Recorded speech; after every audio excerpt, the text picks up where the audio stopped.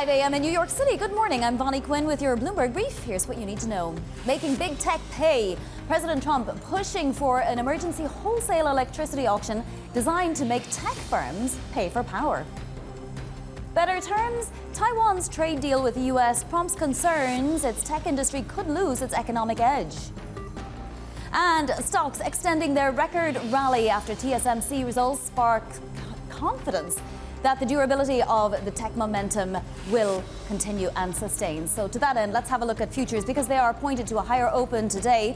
We saw decent selling into the close yesterday. Nevertheless, the indices were higher, about 1/4 and 1/3% for the S&P and Nasdaq 100, and also, of course, the Russell 2000, which continues to outperform the S&P 500.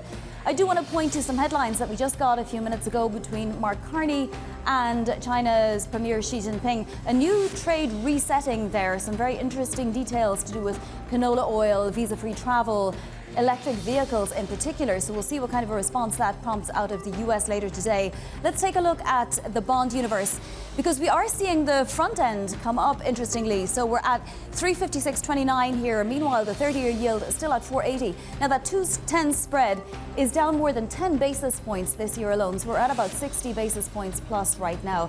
So definitely a little bit of flattening, particularly at the front end. And I want to point to gold as well because it continues to be above $4,600 an ounce. All right, let's get to some individual movers this Friday trading session. We'll get across to London and Chloe Melly.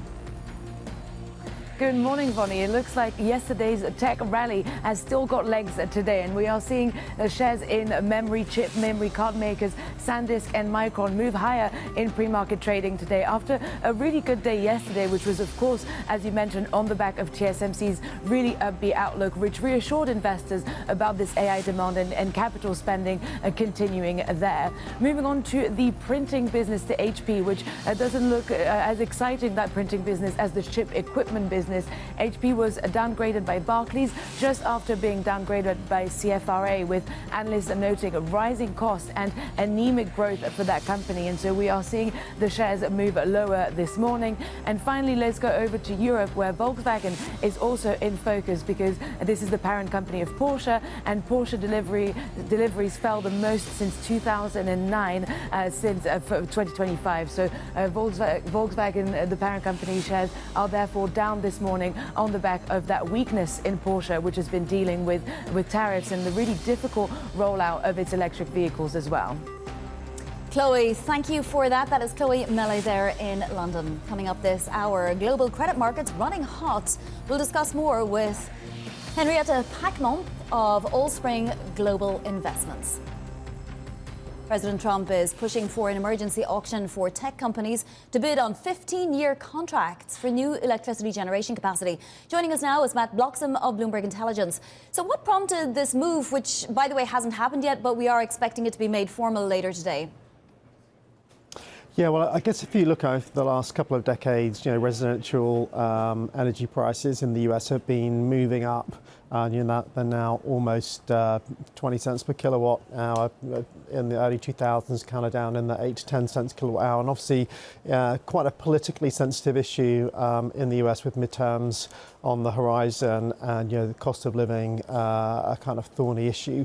So I think and the big pressures come from this massive expansion in data center capacity, sucking huge amounts of energy, and shifting that kind of supply curve, and obviously bringing new power on stream is a kind of long-term investment. So I think this is an interesting mechanism to try to kind of bring some certainty for the power generators that there is demand. And so essentially looking for the data center operators to kind of commit to the 15-year purchase contracts, whether they use the power or not. So I think it's a way to try to kind of create a kind of two-tier market and protect the residential supply more effectively than we've seen so far, so that they can perhaps even bring pricing down.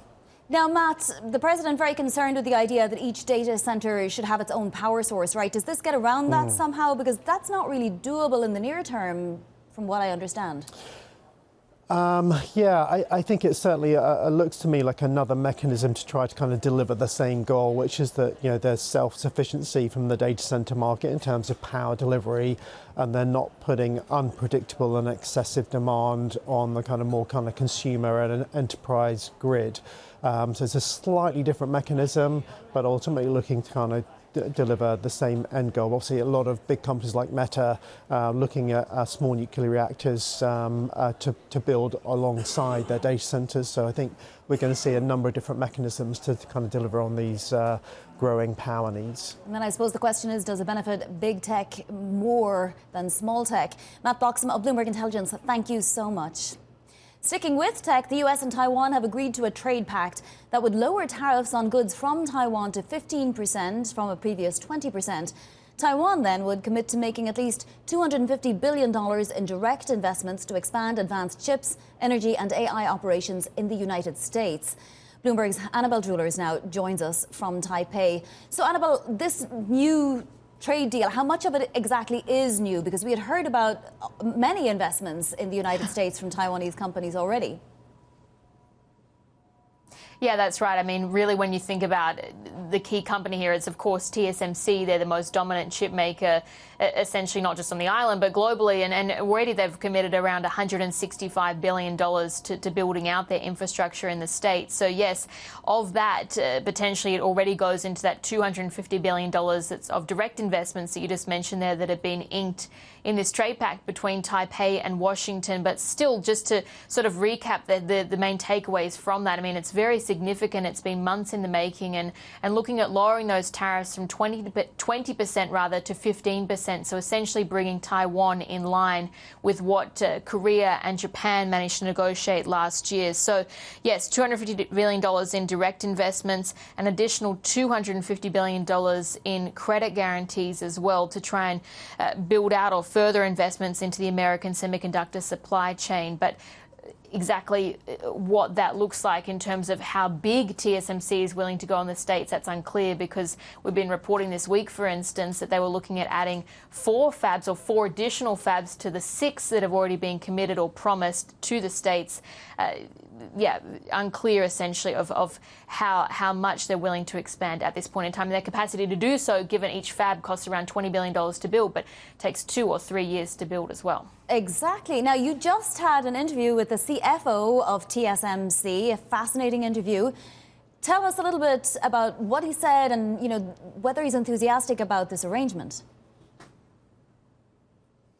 Yeah, well, this was a really great timing, of course, for a conversation with the CFO of TSMC, Wendell Huang. It came just after the company as well reported their earnings and very strong earnings for the fourth quarter, very strong guidance as well going into 2026. And what was really interesting was that CapEx pledge as well, because they're looking to spend between $52 and $56 billion in 2026. That's a substantial increase in where we were in 2025, also 2024.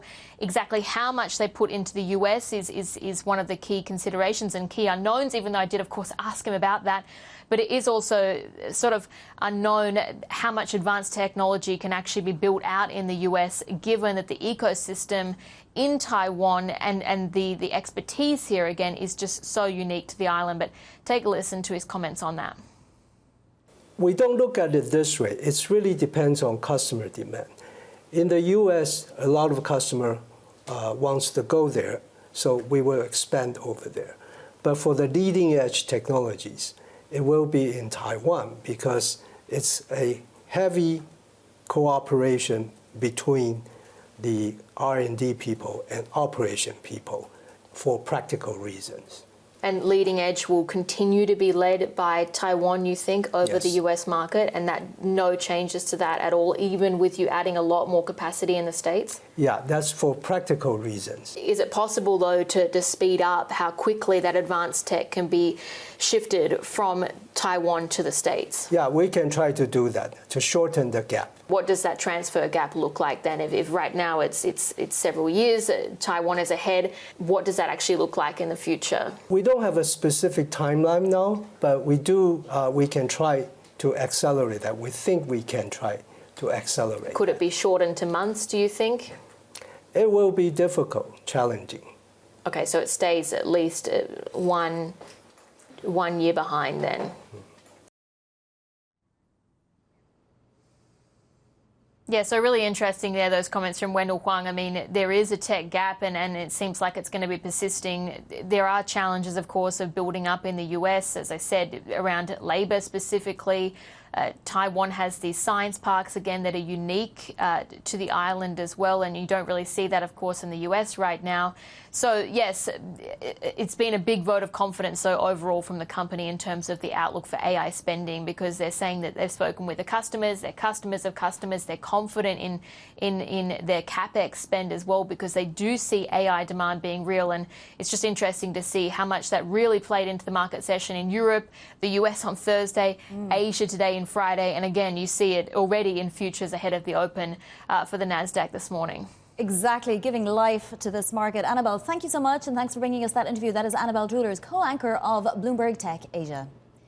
Now to all the top stories trending on the terminal this morning. Global credit markets are running at their hottest in 2 decades. This has prompted money managers, including Aberdeen and PIMCO, to issue warnings against complacency. Based on Bloomberg data, yield premiums and corporate debt have narrowed to 103 basis points, the narrowest since June of 2007. China is clamping down on high-frequency traders by removing their servers out of data centers at local exchanges. The change will impact the speed advantage they've had to beat rivals. Citadel Securities, Jane Street and Jump Trading are among the foreign firms whose access to servers is being affected. And China and Canada easing trade tensions. The nation reached a wide-ranging agreement to lower trade barriers, including a reduction in tariffs for Canadian canola oil and Chinese electric vehicles. Coming up, Greenland rallying U.S. lawmakers to head off President Trump's demand for more territory. More next. This is Bloomberg.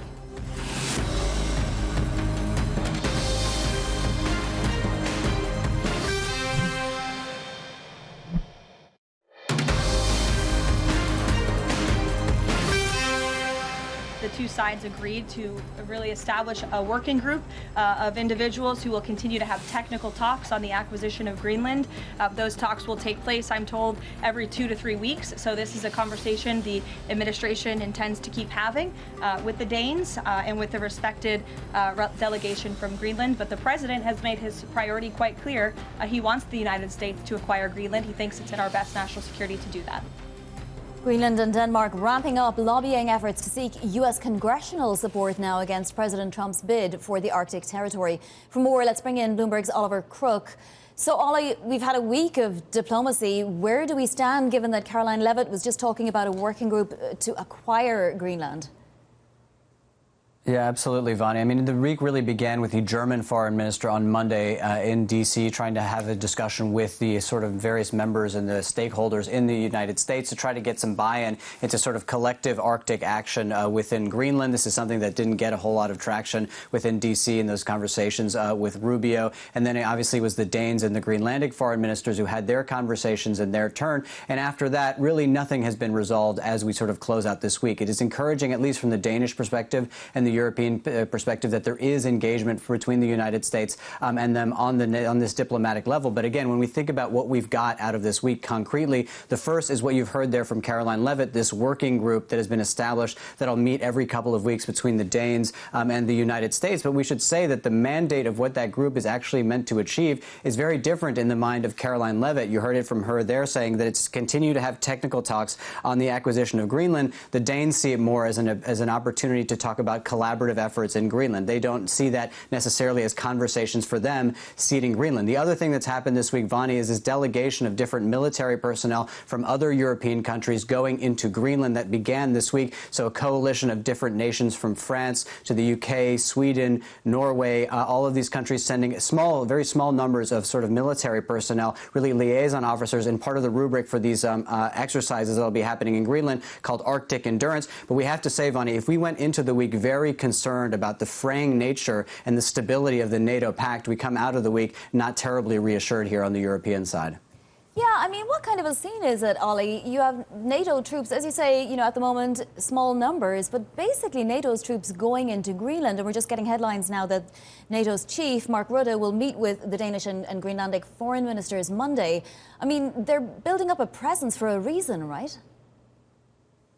Yeah, but again, right now it's a very sort of small presence. So a couple of soldiers for a number of countries. I think the biggest sort of numbers that we're getting are from the Germans. I think it's about 13 soldiers, and the French about 15. But then Emmanuel Macron speaking yesterday in quite strong terms about basically the fraying alliances and the sort of now threats that are being posed by effectively the United States. He didn't say it quite as explicitly to the Europeans. It's something that he's taking very seriously. He says that there will be more troops sent from France on the ground, in the air, and in the sea in order to sort of buttress the sort of support within Greenland. We should say that this is not really being framed by the Europeans actively as trying to deter the United States, though it's certainly, I think, part of their calculus in their discussions. But there's also a sort of strong effort by the Danes, obviously on the highest diplomatic level with the Trump administration, but they also made the appeal to the American people directly. I mean, the foreign minister of Denmark went on Fox News. It's no accident that he went on to Fox to basically make the point that the Danes have always followed the United States. I mean, one of the stats that's bandied around widely is that they lost more people per capita in Afghanistan than any other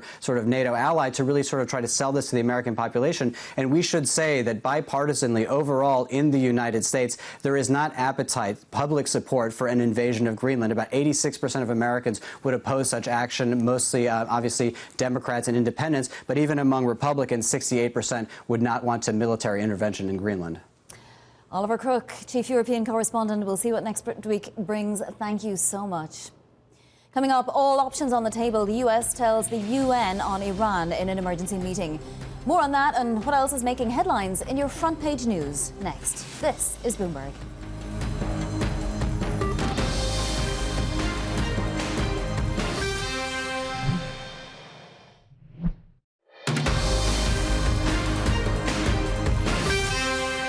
This is Bloomberg Brief. I'm Bonnie Quinn in New York.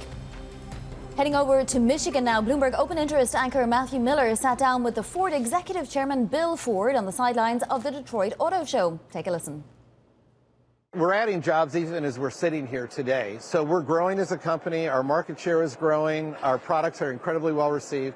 But I'll say this. The government, and I've been saying this for years, and thankfully people are paying attention now, we were in danger of losing our industrial base as a country. And what we found out during COVID, I think what the world found out is when we started making respirators and ventilators, which other companies could only make a few a month, and we could make 1,000 a month. They realized that there are companies that can make a lot of things, there are companies that can make complex things, but there are very few companies that can make a lot of complex things, and we do. We integrate software into hardware. We turn out an F-150 every 53 seconds out of our Rouge plant. And, and there are very, very few companies anywhere in the world that can do that. And so I'm very happy that our government, not just the administration, but actually Congress as well, has realized that that really matters. One of the things that we've heard about this administration is, regardless of what you think about their policy, they pick up the phone when you call. And I know that Jamison Greer is meeting some people in Ohio tomorrow. Yep. Are you going to be going there? And I'm not, because we're right in the middle of the auto show. But yes, we'll have our people there. I mean, this is a crazy week. We've got the Detroit Auto Show, and tomorrow's the big opening of that, which I will be at. Today's Ford Racing. As you mentioned, we had the president 2 days ago. So yeah, it's quite a week for us. But yeah, Jamison Greer and others from the administration will be touring our Ohio Assembly, and I think that's great. The reason I ask is that Jim Farley always says this is the most American car maker that there is, and yet some of your competitors may be getting an advantage if they build their products in South Korea, for example, or in Japan, because then they only pay a flat 15% tariff. Can you work with the administration so that Ford doesn't get hit harder than others that are building out of the country? Yes, we are. And I also think this. We were the most American before there were ever tariffs, or anybody even thought about tariffs. Well, why is that? Because we paid a penalty versus the companies that were building in Mexico and elsewhere and bringing them in. But it's part of who we are. I feel very proud of what my family is. I'm only the fourth family member to be at the head of this company. And to me, building in America was something that I always wanted to do. And even when some of our executives would say, we shouldn't do that, we should move more jobs overseas, I always said, no, we're going to build here, and we're going to build in our hometown of Detroit, Michigan, and in Michigan, but we're going to build elsewhere in America. And as I say, that was something that was important to me, even though we paid a price for it. And that was long before anybody ever talked about tariffs. That was Ford Executive Chairman Bill Ford in conversation with Bloomberg's Matt Miller. Time now for your front page news. First up, the Associated Press is reporting the U.S. envoy to the United Nations renewed threats against Iran at the UN Security Council, saying all options are on the table to stop the slaughter of protesters. Several Iranian dissidents called on the world body to hold Iran accountable for human rights abuses. Next up, the Washington Post reports the medical examiner in the case of a man who died in ICE custody is likely to classify the death as homicide. The Post cites a recording of a conversation between the medical examiner's office and the deceased's daughter. The office is listing the preliminary cause of death as asphyxia due to neck and chest compression. A fellow detainee said he witnessed 55-year-old Cuban immigrant Geraldo Lunas Campos being choked to death by guards at the Texas detention center. And finally, the Financial Times reporting the first U.S. sale of Venezuelan crude was to a company whose senior oil trader donated to President Trump's re-election campaign and attended a White House meeting with the president last week. The FT says senior Vitol trader John Addison donated about $6 million to PACs backing Trump's re-election. This is Bloomberg.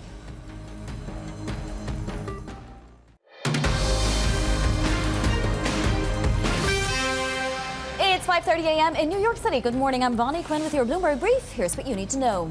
Making big tech pay, President Trump pushes for an emergency wholesale electricity auction designed to make tech firms pay for power.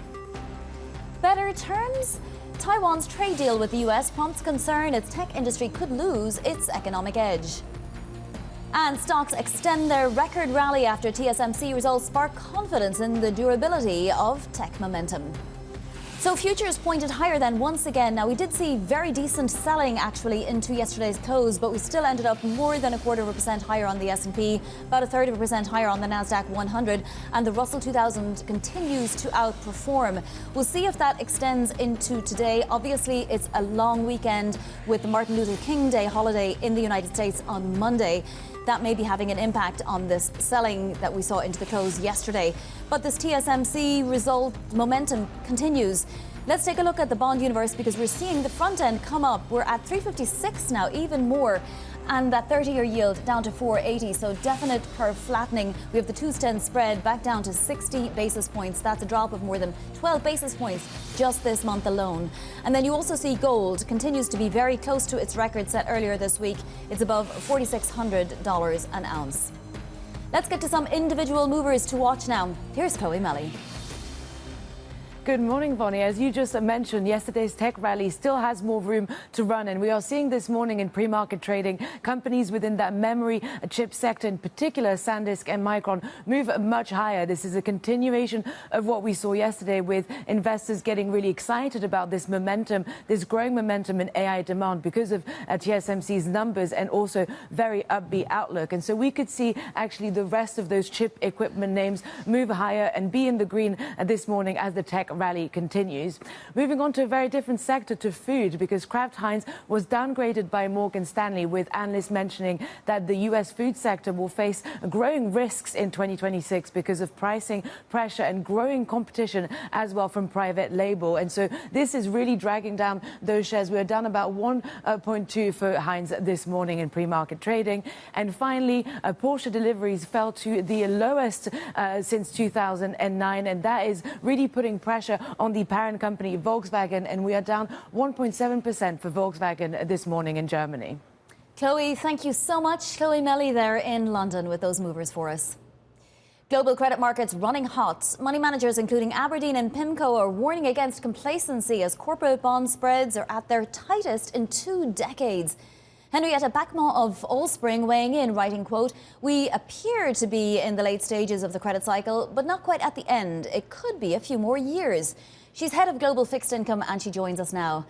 Henrietta, anytime June 2007 is evoked, I mean, it prompts shivers down the spine, right? And that's where we're seeing spreads at right now for corporate bonds. Those levels. I mean, is there nothing to be worried about at the moment? These levels reflect, the fundamentals that we're seeing at this point in time in the credit markets that are pretty benign. We have had a few credit stories if you look back into 2025, but they've been very contained. So there is a reason why these spreads are tight. I think added to that as well, obviously we're in a very different interest rate environment compared to the years following the financial crisis, where the interest rate environment was very low. So investors are looking at pretty attractive all-in yields on the credit markets, even though, from a spread perspective, it's looking tight. Now, obviously, we're credit investors. We do make sure that we're looking at the fundamentals and we're keeping an eye out on the evolution of balance sheets. So this is an important time to do that security selection work. Sure, and I hear what you're saying. There's a resilient economic outlook around the world and so on. Central banks seem to be fairly comfortable with where they're at. At the same time, we have companies issuing a record amount of bonds here in the United States, with so much more to come, you would imagine, particularly around AI this year. Will demand hold up? So I do think that investors are still searching for yield. I think also they're looking at the sort of frothy equity markets. So they are, looking at the sort of risk profile of their books. And I think that's helpful for fixed income because it can play its sort of role as a diversifier in that space. Yes, we are expecting a lot of issuance, particularly around the sort of AI play, and I will go sort of wider than just your sort of hyperscalers and so on. You can think of utilities. All of that is part of the AI story at this point in time. So definitely something to watch. And when you look at that, the sort of type of investment that they're making, really interesting to sort of see the power side, over the last couple of days, and the requirement from the Trump administration in terms of financing there. The nature of the financing that they're doing at the moment is a little different than what they will have done historically. So you've got volume and you've got something a little different. So it is something to look at. That being said, if you look at the big issuers in the market, they're starting from a very strong place in terms of their balance sheet. A lot of them are in the sort of AA, single A space. There are a couple of exceptions, but they are starting from a very solid balance sheet. Sure. Now, does that mean you'd be interested? And, are there areas you would avoid? You say they're doing something a little different. Does that give you pause? So I think it really is a question of making sure that you're being rewarded for the risk. So when we're looking at those plays, typically we'll be looking at it in the new issue market, right? And making sure that there is a bit to play for on those new issues. So what kind of spread would you be looking for? What would be the minimum that you would accept, let's say? Minimum that'll depend on the name. That'll depend on the sort of tenors that are available. I think it gives us a lot of flexibility to really pick where we want to be in the curve as well, and to sort of have the right risk profile there.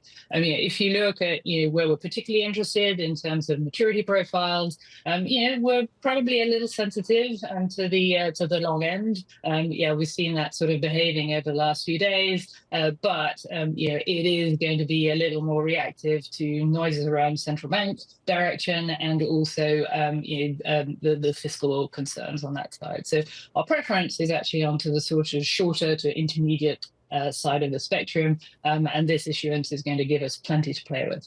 Yeah, and it's fascinating. We have seen the short end come up a few basis points. I mean, small moves really, but just in the last couple of days. Well, what is the bond market telling you?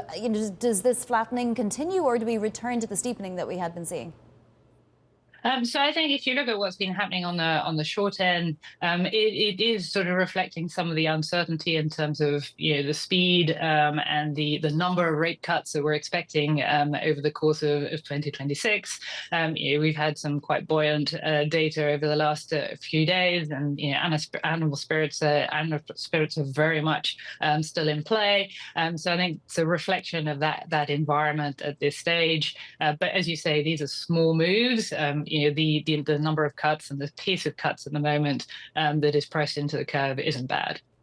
So, Henrietta, it doesn't take much for the Treasury market to wobble. We've seen that a couple of times in the last few months alone, right?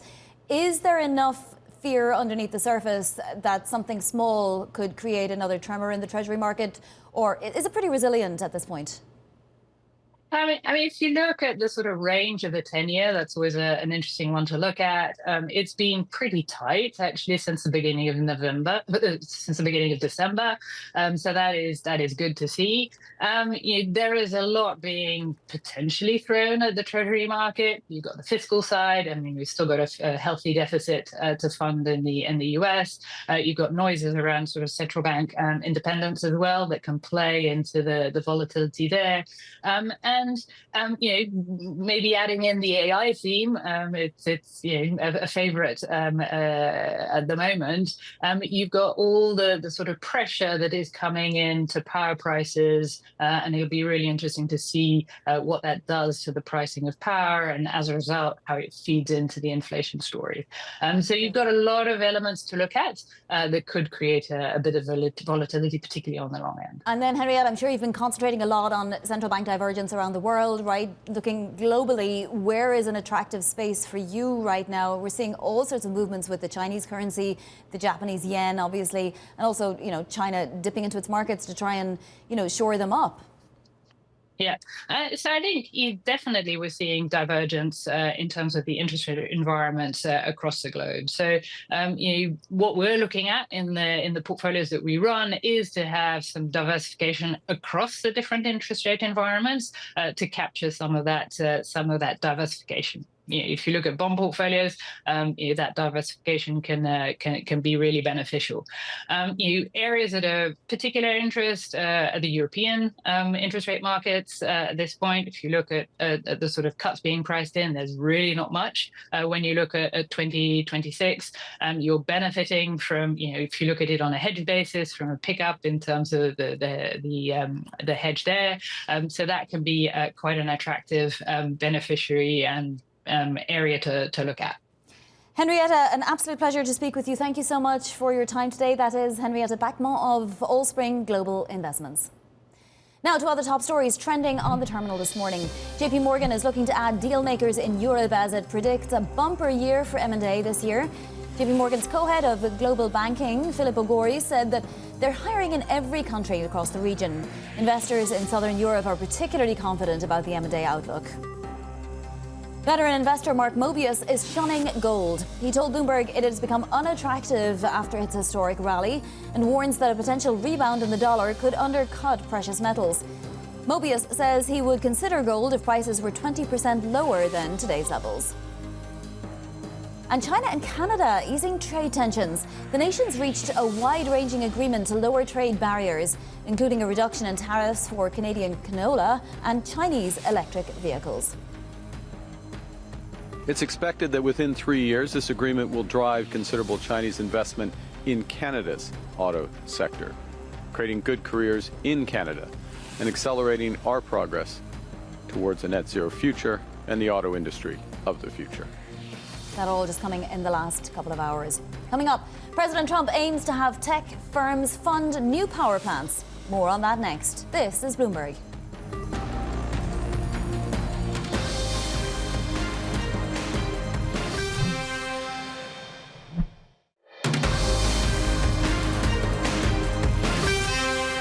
This is Bloomberg Brief. I'm Bonnie Quinn in New York. President Trump and several state governors have agreed to an auction to compel tech companies to effectively fund new power plants.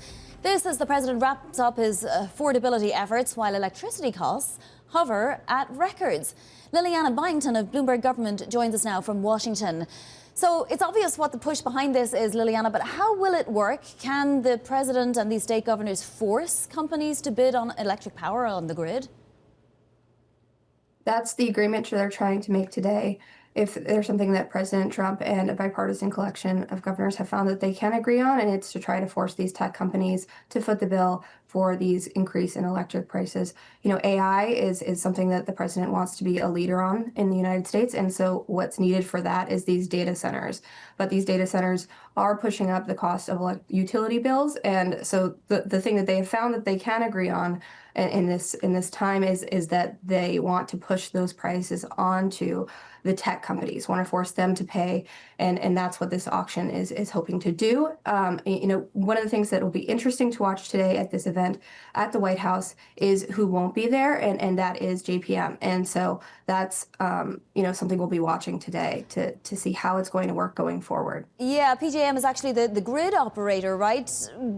Do they have a say in the matter, or do they care who bids on their electricity? I mean, essentially, if 15-year contracts are paid for, then the volatility shouldn't happen as much, right, price-wise?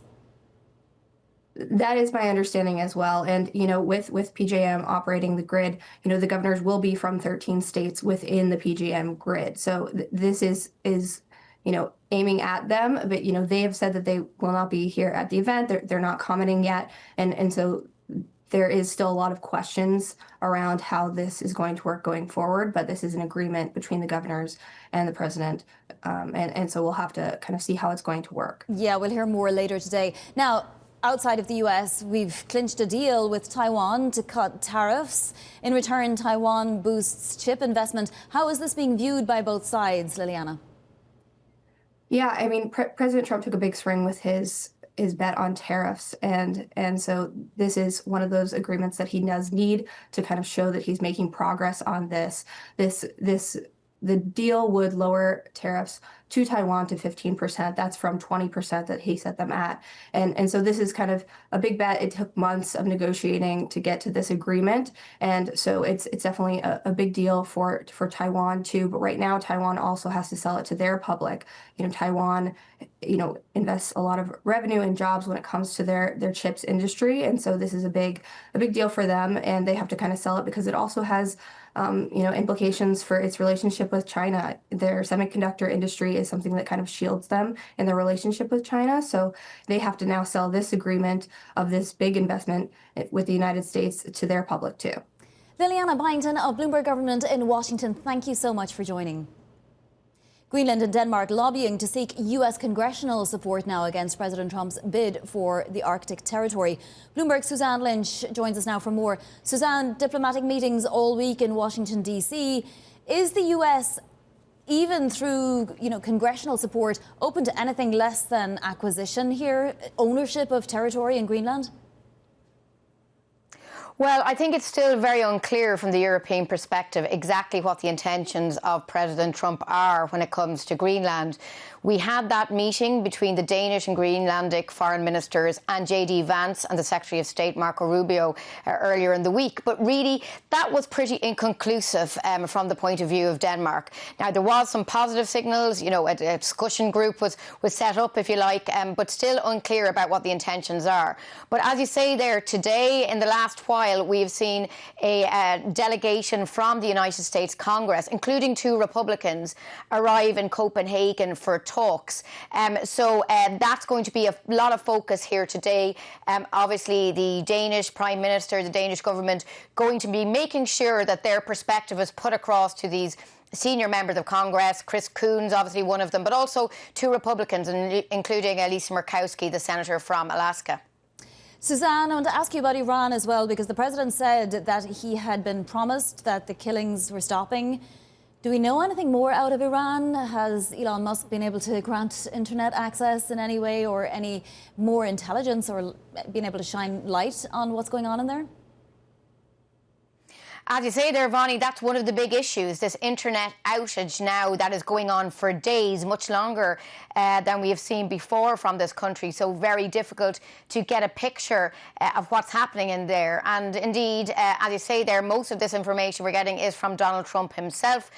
We heard the White House press secretary saying yesterday that, you know, the Iranian regime had agreed not to execute protesters.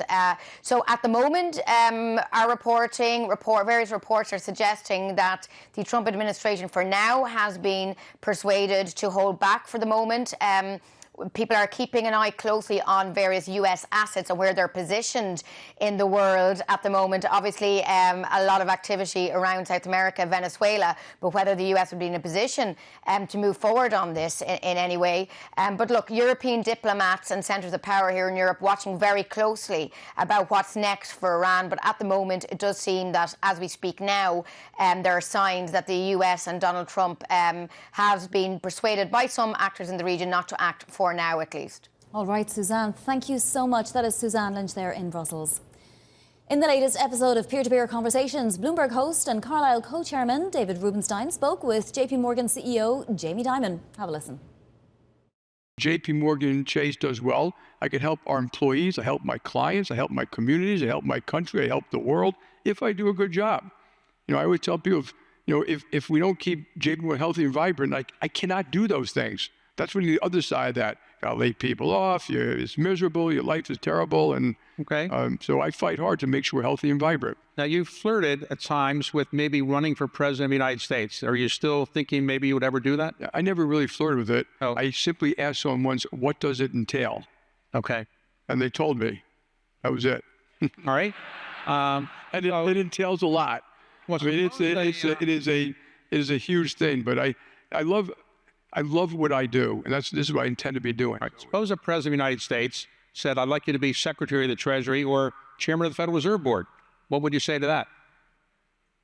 Well, Chairman of the Fed, I'd put in the absolutely, positively, no chance, no way, no how for any reason.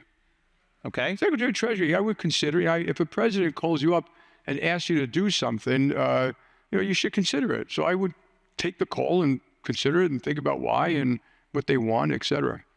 But what they want and how they want to operate, that would be important to me. I like my job. I've been my own boss for pretty much 25 years, and I like it that way. I was in Peru at the APEC meeting or something like that, and I was coming on stage like this, a televised thing, and as I was walking up, the person that questioned me, I think it was from Bloomberg, said, the president just tweeted that he likes you or something like that, but you're not going to be Secretary of Treasury. And she asked me on national TV. So I said, that's good because I like being my own boss. And you can watch more of our interview with JP Morgan's Jamie Dimon on The David Rubenstein Show, Peer-to-Peer Conversations, airing January 21st at 9 p.m. New York time.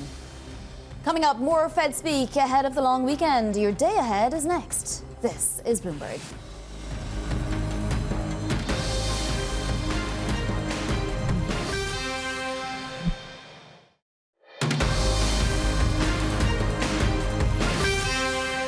This is Bloomberg Brief. I'm Bonnie Quinn in New York. Now a look at what's ahead today. So we have Fed speak throughout the day. Collins, Bowman, Jefferson, they're all on deck.